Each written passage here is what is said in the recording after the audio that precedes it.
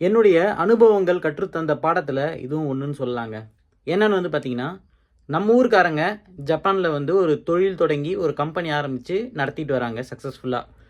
So நம்ம அவங்கக்கிட்ட ஒரு வேலை கேட்டு போகிறோம். ஆல்ரெடி இங்கே ஒரு வேலையிலிருந்து ஒரு வேலை மாறும்போது அவங்கக்கிட்ட போய் ஒரு வேலை கேட்குறோம். அவங்களும் ஆஃபர் இருக்குது அப்படின்னு சொல்கிறாங்க. அந்த மாதிரி நம்ம உண்மையை சொல்லி நம்ம ஆட்கள்கிட்ட நம்ம ஒரு வேலை கேட்கும்போது என்னென்ன பிரச்சனைகளை சந்தித்தேன், இது என்னுடைய ரியல் லைஃப் ஸ்டோரி. ஸோ அது உங்ககிட்ட ஷேர் பண்ணணும் அப்படின்னு நான் நினச்சேன். நம்ம இந்த ஒரு காணொலி மூலியமாக யாருக்கிட்ட எதை பேசணும், எதை பேசக்கூடாது, ஸோ எந்தெந்த விஷயங்களை நம்ம சொல்லணும், சொல்லக்கூடாது அப்படின்றது மெயினாக ஒரு வேலையை தேடும்போது நம்ம எந்த அளவுக்கு விழிப்புணர்வோடு இருக்கணும், நம்மளுக்கு தெரிஞ்ச ஆட்களே இருந்தால் கூட ஏன் விழிப்புணர்வோடு இருக்கணும் அப்படின்றதுக்கு இந்த காணொலி ஒரு உதாரணம். என்னோடய கதை எடுத்துக்கிட்டிங்க அப்படின்னா, நான் 2015 என்னோடய எக்ஸ் கம்பெனிலேருந்து ஒரு கம்பெனிக்கு நான் மாறுறேன். 2015 16 வரைக்கும் பார்த்திங்கன்னா என்னோடய எக்ஸ்லேருந்து மாறி இன்னொரு எக்ஸ்எக்ஸ் அப்படின்ற ஒரு கம்பெனிக்கு சேர்றேன். அந்த கம்பெனியில் என்ன சொல்கிறாங்க அப்படின்னு பார்த்திங்கன்னா, ஒரு 6 மாதம், அதாவது 2015 1ஆம் மாதத்துலேருந்து 2015 6ஆம் மாதம் வரைக்கும் அவங்க அக்கன் ஷாயின் அப்படின்னு சொல்லுவாங்க. ஸோ முதல்ல இதை சொல்ல விரும்புகிறேன். ஜப்பானில் உங்களுக்கு 3 விதமான எம்ப்ளாய்மெண்ட் இருக்குது. ஒன்று சேஷாயின் டைரக்ட் கம்பெனி எம்ப்ளாயி, இன்னொன்று ஹக்கன் ஷாயின் அப்படின்னா உங்களுக்கு டெப்யூட்டட் எம்ப்ளாயீஸ் அப்படின்னு சொல்லுவாங்க. மூணாவதாக பார்த்தீங்கன்னா கெயாக்கு ஷாயின் அப்படின்னு சொல்லுவாங்க, அதாவது கான்ட்ராக்ட் எம்ப்ளாயீஸ். அதாவது ஒரு கம்பெனியில் பார்த்தீங்கன்னா ஜப்பானில் உங்களுக்கு சேஷாயின், அதாவது டைரக்ட் எம்ப்ளாயீஸ்ன்றது ரொம்ப ரொம்ப ரொம்ப ரொம்ப கம்மியாக தான் வச்சுருப்பாங்க இங்கே. ஸோ ரெண்டாவதாக பார்த்தீங்கன்னா இந்த ஹக்கன் ஷாயின்னு சொல்கிறோம் பார்த்தீங்களா, டெப்யூட்டட் எம்ப்ளாயீஸ். எனக்கு ஒரு ப்ராஜெக்ட்டுக்கு ஒரு 10 பேர் தேவைப்படுது, வேணும்னு போது வெளியிலேருந்து ஒரு கம்பெனிலேருந்து எடுத்துகிட்டு வந்துடுவாங்க. ஓகேங்களா. ஸோ மூணாவதாக பார்த்தீங்கன்னா கேயாக்கு ஷாயின், அதாவது இப்போ நான் இருக்கேன், நான் ஒரு கம்பெனியில் வேலை தேடி போகிறேன். அவங்க என்ன சொல்கிறாங்கன்னா, உங்களுக்கு 2 வருஷத்துக்கு நான் வேலை கொடுக்குறேங்க அப்படின்னு சொல்லுவாங்க. அதாவது டைரக்ட் எம்ப்ளாய்மெண்ட்டாக இல்லாமல் இது பார்த்தீங்கன்னா 2 வருஷத்துக்கு கான்ட்ராக்ட் பேஸில் எம்ப்ளாய்மெண்ட், அந்த மாதிரி ஒரு சிஸ்டம் இங்கே இருக்குது. ஓகேங்களா. இப்போ நான் இங்கே ஜப்பானில் வேலை பார்த்துட்டு இருந்தது பார்த்தீங்கன்னா ஹக்கன் ஷாயின் அப்படின்னு சொல்லுவாங்க, அதாவது டெப்யூட்டட் எம்ப்ளாயீஸ் அப்படின்னு சொல்லுவாங்க. அதாவது ஒரு இடத்துல ஒரு 6 மாதத்துக்கு வேலை இருக்கும், அது முடிஞ்சுது அப்படின்னா இன்னொரு இடத்துக்கு மாறுற மாதிரி இருக்கும். ஸோ அந்த மாதிரி நான் சேர்ந்தது தான் 2015. 2015லேருந்து 6ஆம் மாதம் வரைக்கும் பார்த்தீங்கன்னா எனக்கு ஒரு கம்பெனியில் வேலை இருந்தது.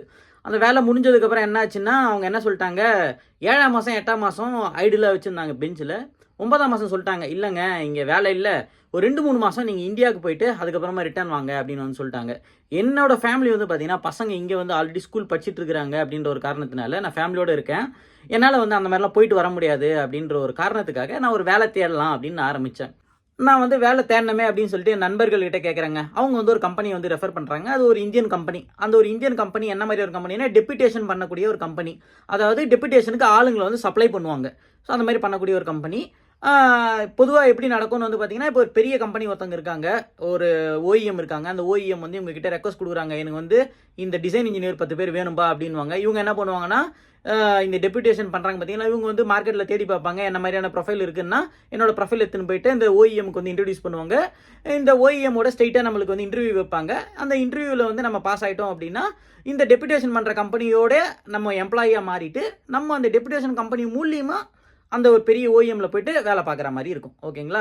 அஃப்கோர்ஸ் இது தொழிலுங்க, யாரையும் குற்றம் குறை சொல்கிறதுக்கெலாம் ஒன்றுமே கிடையாது. நம்ம எந்த அளவுக்கு சேஃப் கார்டாக இருந்துக்கணும் அப்படின்றதுக்காக மட்டும்தான் இந்த ஒரு காணொலியை நான் பதிவேற்றம் போயிடுறேன். என்ன ஆகுதுன்னு பார்த்தீங்கன்னா, என்னை ஒரு ஓஇஎம்மோட இன்டர்வியூ வைக்கிறாங்க. ஓஇஎம்மோட இன்டர்வியூ வச்சு நான் இப்போ ஓகே ஆயிடுறேன், இன்டர்வியூ ஓகே ஆகிடுது. சேலரி நெகோசியேஷனுக்கு வருதுங்க.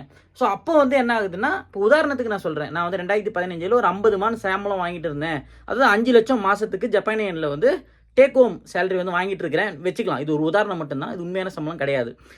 அப்படி இருக்கிற பட்சத்தில் நான் என்ன சொல்கிறேன்னா, இந்த மாதிரி நான் 5 லட்சம் சம்பளம் டேக் ஹோமில் வாங்கிட்டு இருக்கிறேன், நீங்கள் என்ன எனக்கு ஆஃபர் பண்ணுறீங்க அப்படின்றத நான் கேட்குறேன். அப்போ அவங்க என்ன சொல்கிறாங்கன்னா, என்னுடைய நிலைமையை அவங்க ஃபஸ்ட்டு புரிஞ்சுக்கிறாங்க.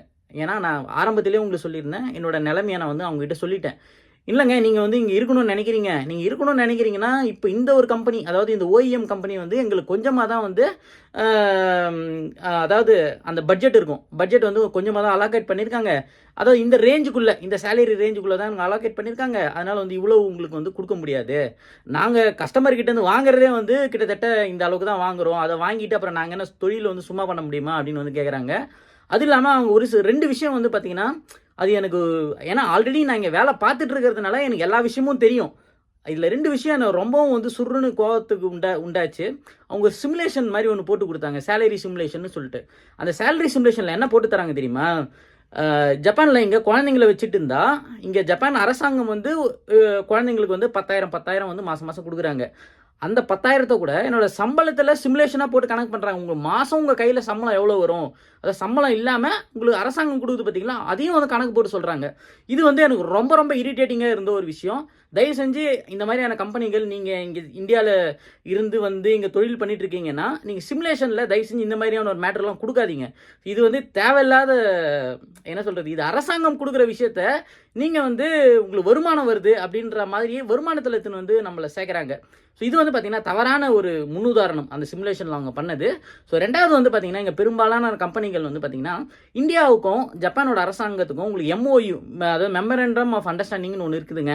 அதாவது என்னன்னு வந்து பார்த்திங்கன்னா, நீங்கள் ஜப்பானில் ஒரு 5 வருஷம் உள்ளே வரீங்க. ஃபஸ்ட்டு 5 வருஷத்துக்கு ஜப்பானில் பென்ஷன் கட்டணும் அப்படின்ற அவசியம் கிடையாது. ஏன்னா ஜப்பானோட பென்ஷன் வந்து பார்த்திங்கன்னா இப்போது 5 லட்சம் ஜப்பானியன் நான் வாங்குறேன் அப்படின்னா, நான் வந்து ஒரு 50,000 55,000 கிட்டத்தட்ட வந்து பார்த்திங்கன்னா பென்ஷன் அமௌண்ட் வந்து நான் கட்ட வேண்டியது இருக்கும் இங்கே. ஸோ அதனால் என்னென்னா, அந்த ஒரு அமௌண்ட்டை வந்து அந்த 5 வருஷத்துக்கு இந்த மெமரண்டம் யூஸ் பண்ணோம் அப்படின்னா நம்ம கட்ட வேண்டியது கிடையாது. இந்தியாவில் வந்து சொற்ப அமௌண்ட் வந்து நம்ம பென்ஷனாக நம்ம பே பண்ணால் போதும். அப்போ அதில் வந்து நம்ம கொஞ்சம் சேவ் பண்ணலாம். நம்மளுடைய டேக் ஹோம் சேலரியில் நம்ம கொஞ்சம் சேவ் பண்ண முடியும். அவங்களுடைய உண்மை முகம் எப்போ தெரியுது வந்து பார்த்திங்கன்னா, ஒரு 7-8 வருஷம் என்னோட ஒரு சின்ன பையன், எனக்கு தெரிஞ்ச ஒருத்தன், அவன் வந்து அதே கம்பெனியில் போயிட்டு அந்த டெப்யூட்டேஷன் கம்பெனி மூலியமாக போயிட்டு அதே OEMல அதே பொசிஷனுக்கு வந்து அவன் அப்ளை பண்ணுறான். அப்போது அவனுக்கு கொடுக்குற ஆஃபர் வந்து பார்த்திங்கன்னா கிட்டத்தட்ட வந்து 42 கிட்ட அவன் வந்து நெகோசியேஷன் பண்ணி அவனால் வாங்க முடிஞ்சுது. அப்போ தான் அது எனக்கு வந்து தெரிஞ்சுது, இதில் ஸ்கில் செட்டுக்கு எந்த ஒரு பிரச்சனையுமே கிடையாது. ஏன்னா அவனை விட எனக்கு வந்து ஸ்கில் செட் வந்து அதிகம்.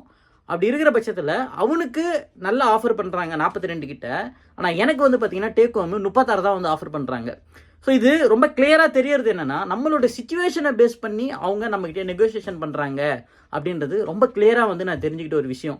இந்த ஒரு அனுபவம் வந்து பார்த்திங்கன்னா என்னோடய வாழ்க்கையில் இன்னொரு முறை யாருக்கிட்டேயுமே நம்மளுடைய பிரச்சனைகளை சொல்லி நம்ம வந்து எங்களுக்கு ஐயோ எனக்கு வந்து நாளைக்கே இன்னொரு 1 மாதத்தில் வந்து நாங்கள் ஊருக்கு போகிற மாதிரி இருக்குங்க, எனக்கு வந்து இமீடியட்டாக வேலை வேணும் அப்படின்ற பிரச்சனைகளை நீங்கள் சொல்லி வேலை தேடினீங்க அப்படின்னா நீங்கள் வந்து இந்த மாதிரியான நெகோசியேஷன் வந்து பண்ணி நம்மளை முடிஞ்ச வரைக்கும் அவங்க காசை கம்மி பண்ணி அது மூலிமா ஒரு பலனை அனுபவிக்கலாம், அது மூலிமா அவங்க கொஞ்சம் ஏர்ன் பண்ணலாம் அப்படின்னு தான் வந்து எல்லாருமே வந்து நினைக்கிறாங்க.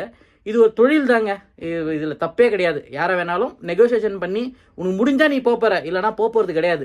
ஆனால் நான் என்ன சொல்ல வரேன் அப்படின்னு வந்து பார்த்தீங்கன்னா, இந்த மாதிரி தேவையில்லாத விஷயங்களை என்ன மாதிரி சொல்லி நீங்கள் வேலை தேட்டு போனீங்க அப்படின்னா உங்களை வந்து ரொம்ப அடிமட்ட ரேட்டுக்கு உங்களை எடுக்கிறதுக்கான வாய்ப்புகள் ரொம்ப ரொம்ப அதிகம். ஸோ இதனால் வந்து பார்த்திங்கன்னா இந்த மாதிரியான கம்பெனிகளை நான் வந்து ப்ளேம் பண்ணுறேன் அப்படின்றது வந்து கிடையவே கிடையாது சத்தியமாக. ஏன்னா அந்த மாதிரியான கம்பெனிகளோட ஓனருங்க நிறைய பேர் வந்து எனக்கு நிறைய பேர் பழக்கம் இங்கே. அவங்க ஃபேஸ் பண்ணுற பிரச்சனைகளும் ரொம்ப ரொம்ப அதிகம். இப்போ உதாரணத்துக்கு வந்து பார்த்திங்கன்னா ஒரு 4 பேர் இந்தியாவிலேருந்து கூப்பிட்டு வருவாங்க. அவனுக்கு வந்து அங்கேருந்து டிக்கெட்டு போட்டு கூப்பிட்டு வருவாங்க, இங்கே உட்கார வச்சு சாப்பாடை போட்டு அவனை ட்ரைனிங் பண்ணி அவனை ஒரு கம்பெனியில் திரும்பி சேர்த்து அவன் 1 வருஷம் 1.5 வருஷம் வேலை பார்ப்பான்.